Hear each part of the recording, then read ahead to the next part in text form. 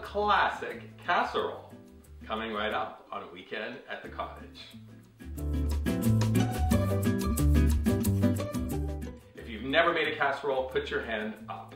Well, actually, I get to put my hand down because I finally made a beautiful tuna casserole. I had a discussion with a lovely lady on a plane. I was returning home from a trip, and she and I went through the whole concept of casseroles. I think the concept is quite interesting. It evolved out of necessity. People who were busy, people who needed a dinner that could come together real quick.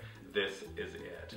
The casserole recipe starts at stovetop. First of all, we need to boil off some pasta. The lady suggested egg noodles. I love that idea. We're using a flat egg noodle, about half of a package. And you're gonna think that doesn't look like a lot of pasta, but when you add the other ingredients in, it's just right. Another traditional ingredient in casseroles is cans of prepared mushroom or celery soup. Instead of doing that, I thought we'd do our casserole from scratch. I'm over at stovetop, medium saucepan, medium heat, and I'm adding 2 tablespoons of butter.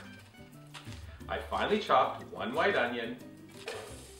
I'm going to cook the onion till it's translucent. Then we add a 1/4 cup of flour, stir so the flour cooks and covers all of the onions. Then a 1.25 cups of milk. We add the milk, stir, and your sauce will thicken. Right about now, your pasta is done. Drain your pasta, take your sauce off the stove, and then head to your work surface. Into a medium bowl, we transfer our cooked pasta, 2 cans of tuna, drained, 2 cups of frozen peas. We add our sauce, and then we stir everything together. We transfer to an 8x11 glass casserole dish.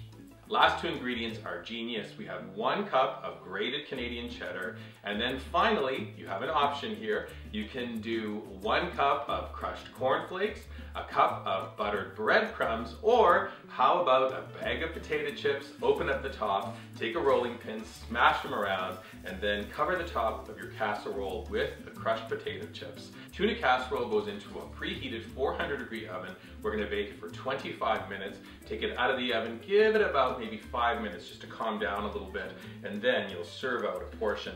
I think this size, this 8x11, would probably serve a family of 4, like generously. I think it would serve a party of 6, no problem. And I think it's a lovely idea for a meal. If you're pressed for time, it looks as good as it tastes, let me tell you. Oh, chips are crunchy. I like the egg noodle, tuna, peas.